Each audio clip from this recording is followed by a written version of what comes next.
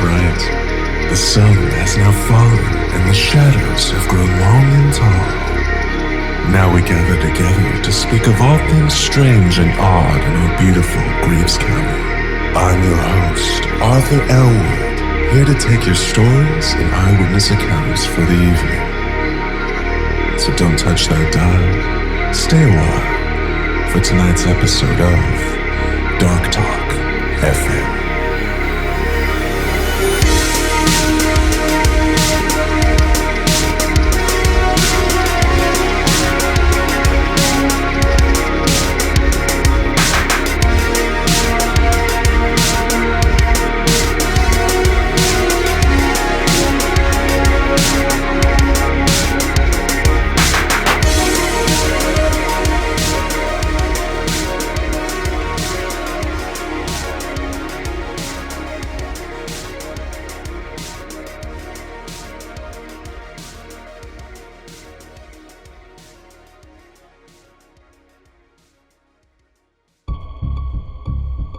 There's a deep feeling of enjoyment one feels when they go exploring, especially when it's a place they've never been before.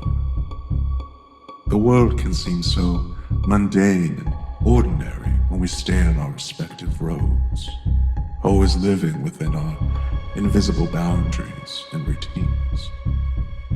To break this mold can be extremely exhilarating. However, part of breaking with our well-traveled roads is being susceptible to encountering things we've never seen before. Sometimes these things are exciting and enjoyable. We feel better for having taken the chance to find them. But other times, we're reminded why some roads are better left untraveled, and some things hiding in the dark don't need to be discovered. Tonight, we delve into stories surrounding a particular being some people have encountered when exploring the less populated areas of Greaves County. Beyond the experiences themselves being odd, they also share common traits. People who wander into lonely, forgotten paths will often report running into the Suit Man. This mysterious figure seems to find explorers and less than gently encourages them to return to where they came from. This mysterious figure seems to find explorers less than gently encourages them to return from where they came. He is often described as being very tall, always partially in shadow, and always wearing a very fine suit. Hence his name. Most people report being filled with fear when encountering this being, and no one reports it as being an enjoyable experience. Tonight on Dark Talk, we explore people who have encountered Suit Man and live to return and share with us the tale. John, a worker living in Eldercross, somehow found a quiet corner of that busy city to have this encounter, and here shares the story. For his own reasons, he's requested that we keep details about him scarce. So, let's just take a stroll with him and see what he finds. Don't forget your flashlight.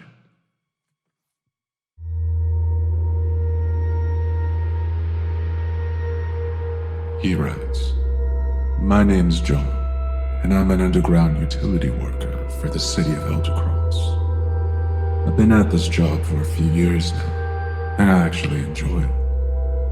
As a child, I would see manholes dotting the streets of the city and would imagine what the tunnels would be like running through the underground.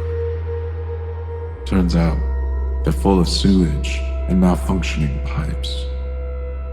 People always ask me about the smell, but a respirator solves that pretty well. Anyway, my job would involve working nights when traffic was low, to go to certain streets that had malfunctioning pipes and go downstairs to see what I could do to fix them.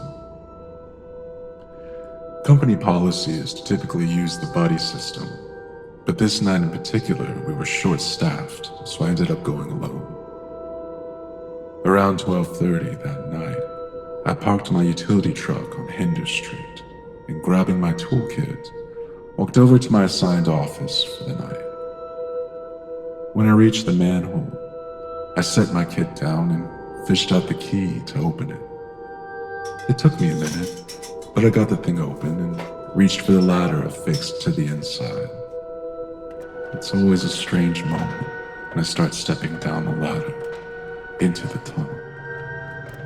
The sounds of the street and the city life dims like the light, and the dull echoing hum of the underground takes over. I got down to the lower level and found the pump control box. Tonight I was just going to replace some fuses. Quick work, but necessary to keep things flowing correctly. I got my flashlight out and my tools and got to work. Before long I was finished and ready to head back up when I heard a noise. It sounded like someone calling for help deeper in the tunnel. It startled me so much, I dropped my flashlight on the ground. A loud clack echoed through the rounded walls. Sometimes vagrants will find their way down here, and we're usually supposed to report it to the police and go on our way. But something made me pause and keep listening. It sounded like someone moaning and calling for help. Something about it made me want to go and see if I could help them. They might have gotten stuck down there, and I had time, so I picked my flashlight up and started walking along the path. Each step I took down the pathway echoed through the tunnel. Every little noise I made was multiplied, being that I was in an echo chamber. However, the groans and cries always sounded quite a distance away. As I kept walking, slowing down a bit, I started to notice further down the corridor a faint red light. I couldn't make out the source, but as I got closer, I entered a circular chamber. As I entered, I saw in the center of the room what looked like a giant red gem or crystal of some sort set into the ground, about the size of a large bowling ball. The thing was beautifully cut, and it slowly throbbed with a brilliant red light that hurt my eyes looking at it, almost like the sun. I suddenly got a horrible, sick feeling in my stomach, like the thing was radiating pure fear and misery. Around the crystal on the floor, I noticed masses of what looked like dead rats all spread around, just piles of them. I don't know if they were attracted to the crystal or what may have made them come here, but none were moving. I had no idea really what I was seeing, but I certainly knew it was above my pay grade. As I turned around to get out of there, suddenly standing in my way was a tall, lean man wearing a dark suit. His face was in shadow, but I could just make out a large, stretched smile plastered on his face in the red light. He looked almost like a wax sculpture, not moving at all. If you can believe it, I was suddenly even more frightened, because I hadn't heard anyone walk up. And being a tunnel, sound echoes everywhere. I would have heard him approach. When you're used to working in more unsafe environments, you tend to keep alert to such things. For a moment, we both just stood there in silence. I could just barely hear the dripping of water deeper down the tunnel, over my pounding heartbeat. I noticed a strange, high-pitched sound was in my ears. I was about to speak, but its voice slid out of the shadows. Going for a walk tonight, John? My skin turned cold.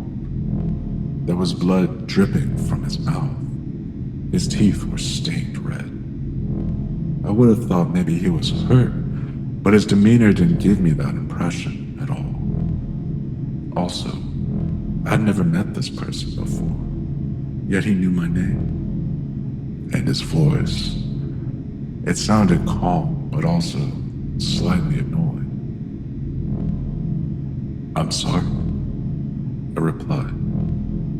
He just stood there smiling at me with his red stained and sharp teeth. The temperature in the tunnel seemed to suddenly drop. I was shivering. After a moment, he finally responded. "I think you should head back to the truck.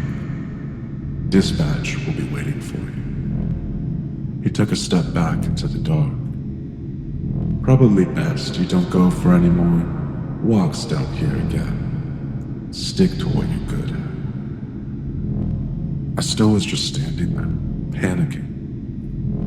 "And perhaps don't tell anyone about the silly things you weren't meant to see down here. Otherwise, you might have some problems in the future." I couldn't see through the darkness, but I could sense he had gone. Even still, I could hear the faint moans and maybe even screams further in the tunnel. They seemed further away now somehow. At the last, I heard the man say to someone else further on, "Take her to the cathedral. She won't shut up, and people are starting to notice." Safe to say, I hightailed it out of there as quick as I could.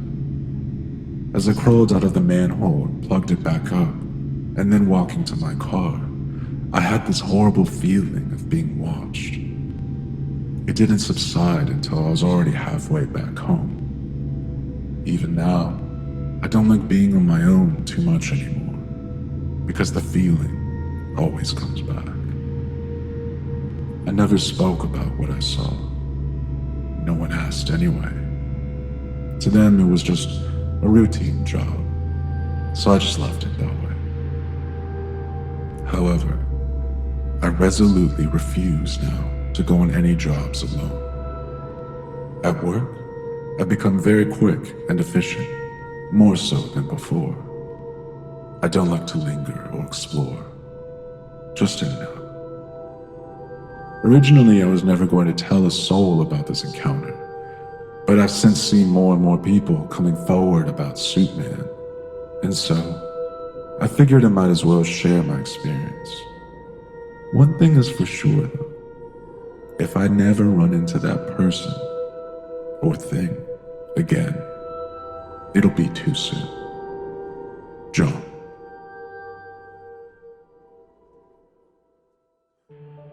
Incredible, John. So many questions. What was that screaming voice? A glowing red crystal? That's pretty fantastical, even for our show. We do know that most people who have submitted talking about Suitman always mention how he tries to persuade people to turn around and leave. Perhaps he's protecting something he doesn't want found.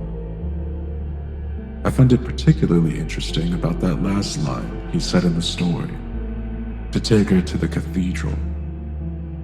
As far as I know, there's no cathedrals here in Greaves County. I wonder what he could have meant. Maybe John just misheard it.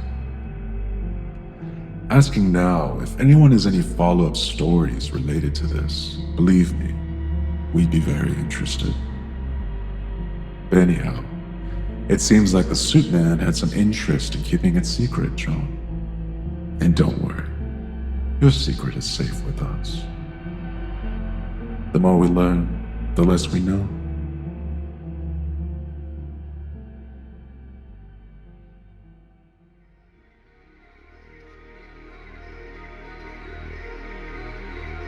And that's our show, folks. We hope you enjoyed our little hike into the hills of strangeness in Greaves County. Please join us next time for another episode of Dark Talk FM.